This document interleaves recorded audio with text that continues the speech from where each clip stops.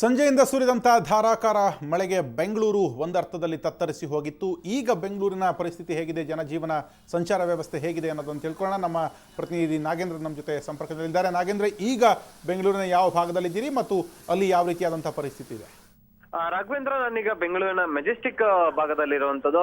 Majestic ನಲ್ಲಿದ್ದೀನಿ. ಈಗಾಗಲೇ ಮಳೆ ಸಂಪೂರ್ಣವಾಗಿ ಕಡಿಮೆ ಆಗಿದ್ದು ನಿಂತಿದ್ದು ಪ್ರಯಾಣಿಕರಿಗೆ ಸ್ವಲ್ಪ ತೊಂದರೆ ಆಗಿರುವಂತದ್ದು. ಯಾಕಂದ್ರೆ ಮೆಜೆಸ್ಟಿಕ್ ಸುತ್ತಮುತ್ತಲು ಸ್ವಲ್ಪ ಪ್ರಮಾಣದಲ್ಲಿ ಟ್ರಾಫಿಕ್ ಜಾಮ್ ಆಗಿರೋದ್ರಿಂದ ಕೂಡ ಬಸ್ಗಳು ತಡವಾಗಿ ಬಸ್ ನಿಲ್ದಾಣಕ್ಕೆ ಬಂದಿರುವಂತದ್ದು. ಈ ಒಂದು ಕಾರಣದಿಂದಾಗಿ ಪ್ರಯಾಣಿಕರು ಬೆಂಗಳೂರಿನಿಂದ ಹೊರಭಾಗಕ್ಕೆ ಹೋಗುವಂತ ಏನು ಪ್ರಯಾಣಿಕರಿದ್ರು ಅವರೆಲ್ಲರೂ ಕೂಡ ಸ್ವಲ್ಪ ಅಡಚಣೆ ಉಂಟಾಗಿತ್ತು. ಈಗೆಲ್ಲವೂ ಕೂಡ ಸುಗಮವಾಗಿ ಬಸ್ಗಳು ಮೆಜೆಸ್ಟಿಕ್ ನಿಂದ ಹೊರಗಡೆ ಹೋಗ್ತಾ ಇರುವಂತದ್ದು. ಮತ್ತೆ ಹೊರಗಡೆಯಿಂದ ಏನು ಮೆಜೆಸ್ಟಿಕ್ ಸುತ್ತಮುತ್ತಲ ಭಾಗದಲ್ಲಿ ಟ್ರಾಫಿಕ್ ಜಾಮ್ ಆಗಿತ್ತು. ಆ ಒಂದು ಟ್ರಾಫಿಕ್ ಜಾಮ್ಗಳು ಕೂಡ ಈಗಾಗಲೇ ಟ್ರಾಫಿಕ್ ಪೊಲೀಸ್ನವರು ಕೂಡ ಕ್ಲಿಯರ್ ಮಾಡಿ ಅವರೆಲ್ಲರೂ ಕೂಡ ಸುಗಮವಾಗಿ ಚಲಿಸುವಂತೆ ಕೂಡ ಆದೇಶ ಕೂಡ ಸೂಚಿಸಿರುವಂತದ್ದು.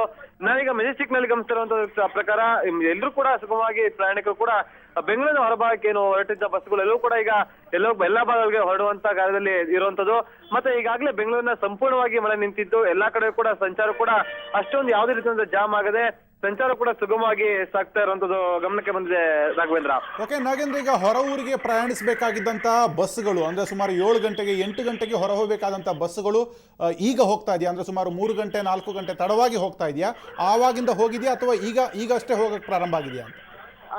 ರಾಘವೇಂದ್ರ, ಮುಖ್ಯವಾಗಿ ಏನು ಮೆಜೆಸ್ಟಿಕ್ ನ ಸುತ್ತಮುತ್ತ ಭಾಗದಲ್ಲಿ ಏನಿದೆ, ಈ ಒಂದು ಆನಂದರಾವ್ ಸರ್ಕಲ್ ಆಗಿರುವಂತದ್ದು, ಫ್ರೀಡಂ ಪಾರ್ಕ್ ಆಗಿರುವಂತದ್ದು, ಈ ಒಂದು ಶಿವಾಜಿ ಈ ಒಂದು ಸುತ್ತಮುತ್ತಲ ಪ್ರದೇಶಗಳಲ್ಲಿ ಪ್ರೈವೇಟ್ ಗಾಡಿಗಳಿರೋದ್ರಿಂದ ಈ ಒಂದು ಮಳೆಯನ್ನು ತತ್ತರಿಸಿ ಹೋಗಿತ್ತು. ಆ ಒಂದು ಮಳೆಯಿಂದಾಗಿ ಪ್ರೈವೇಟ್ ಗಾಡಿಗಳು ಏನೋ ಒಂದು ಜಾಮ್ ಆಗಿದ್ದವು. ಆ ಒಂದು ಪ್ರೈವೇಟ್ ಗಾಡಿಗಳು ಇಲ್ಲಿ ಅಡ್ಡ ಹಾಕಿಕೊಂಡ ಕಾರಣದಿಂದಾಗಿ ರಸ್ತೆಗಳಲ್ಲಿ ಆ ಒಂದು ಕಾರಣದಿಂದ ಕೂಡ ಗೌರ್ಮೆಂಟ್ ಬಸ್ಗಳು ಕೂಡ ಮೆಜೆಸ್ಟಿಕ್ ಒಳಭಾಗಕ್ಕೆ ಬರ್ಲಿಕ್ಕೆ ಆಗದೆ ಆ ಒಂದು ಟ್ರಾಫಿಕ್ ಜಾಮ್ ನಲ್ಲಿ ಸಿಲುಕೊಂಡಿತ್ತು.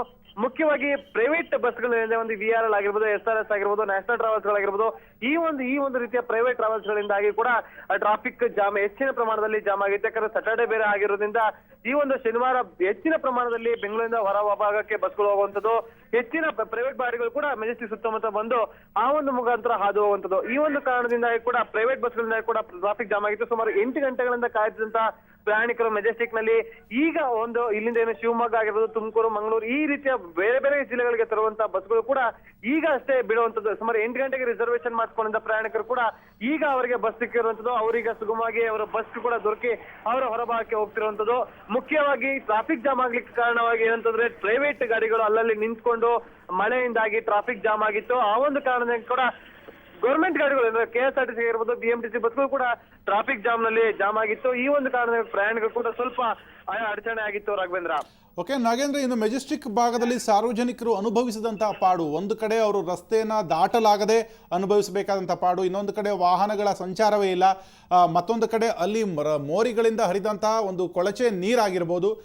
ಮೆಜೆಸ್ಟಿಕ್ನ ಭಾಗದಲ್ಲಿ ಸಾರ್ವಜನಿಕರು ಅನುಭವಿಸಿದಂಥ ಪರದಾಟ ಎಂತಹದ್ದು ಇವತ್ತು ಅಂತ?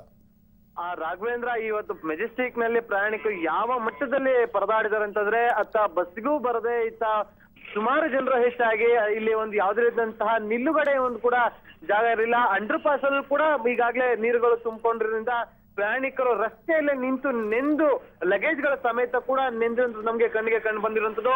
ಈಗಾಗಲೇ ಏನು ಸುತ್ತಮುತ್ತಲ ಮೆಜೆಸ್ಟಿಕ್ ನಲ್ಲಿ ಪ್ರಯಾಣಿಕರು ತಮ್ಮ ಬ್ಯಾಗ್ಗಳನ್ನ ತಲೆ ಮೇಲೆ ಒತ್ತುಕೊಂಡು ಪರದಾಡಿದ ಕೂಡ ನಾವು ಗಮನಿಸಿರುವಂತದ್ದು.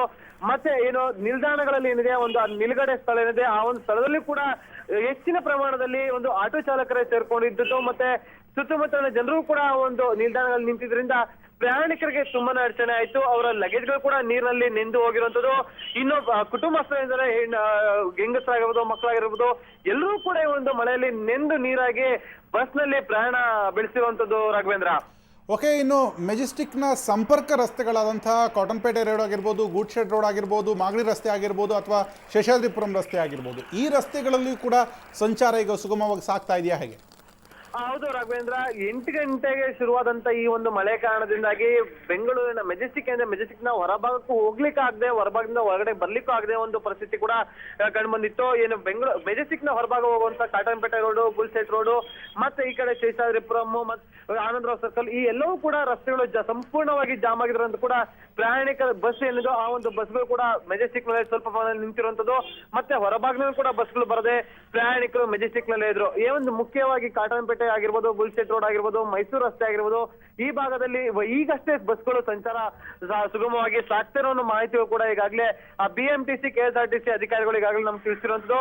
ಇನ್ನು ಈ ಶೇಷಾದ್ರಿಪುರಂ ಮೂಲಕ ಆನಂದರಾವ್ ಸರ್ಕಲ್ ಈ ಒಂದು ರಸ್ತೆಯಲ್ಲಿ ಅಂಡರ್ ಪಾಸ್ ನಲ್ಲಿ ಸಂಪೂರ್ಣವಾಗಿ ನಾವು ಈಗಾಗಲೇ ಗಮನಿಸಿದಂಗೆ ನೀರು ಬಂದು ಅಂಡರ್ ಪಾಸ್ ತಗ್ಗು ಪ್ರದೇಶದಲ್ಲಿ ನೀರು ನಿಂತು BMTC ಬಸ್ ಸಂಪೂರ್ಣವಾಗಿ ಮುಳುಗೋಗಿತ್ತು. ಆ ಒಂದು ಕಾರಣದಿಂದಾಗಿ ಕೂಡ KSRTC ಮತ್ತೆ ಪ್ರೈವೇಟ್ ಬಸ್ಗಳಿಗೆ ಕೂಡ ಪರ್ಯಾಯ ಮಾರ್ಗವಾಗಿ ತರಿಸುವಂತೆ ಪೊಲೀಸ್ ಅಲ್ಲಿನ ಸ್ಥಳೀಯ ಸಂಚಾರಿ ಪೊಲೀಸ್ ಕೂಡ ಅವ್ರಿಗೆ ಮಾಹಿತಿಗಳನ್ನು ನೀಡಿದ್ರು. ಆ ಒಂದು ಕಾರಣದಿಂದ ಪರ್ಯಾಯ ಮಾರ್ಗವನ್ನ ಬಳಸಿಕೊಳ್ಳುವ ಸಂದರ್ಭದಲ್ಲಿ ಕೂಡ ಆ ಒಂದು ರಸ್ತೆಗಳಲ್ಲಿ ಕೂಡ ಟ್ರಾಫಿಕ್ ಜಾಮ್ ಆಗಿತ್ತು. ಈಗ ಸುಗಮವಾಗಿ ಬಸ್ಗಳೆಲ್ಲವೂ ಕೂಡ ಸಂಚರಿಸ್ತಾ ಇದ್ದಾವೆ ರಾಘವೇಂದ್ರ.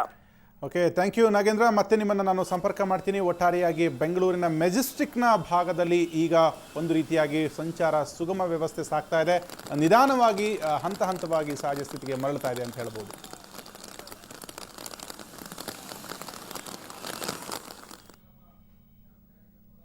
ಸುದ್ದಿ ಮುಂದುವರಿಯುತ್ತೆ ಒಂದು ಬ್ರೇಕ್ ನಂತರ.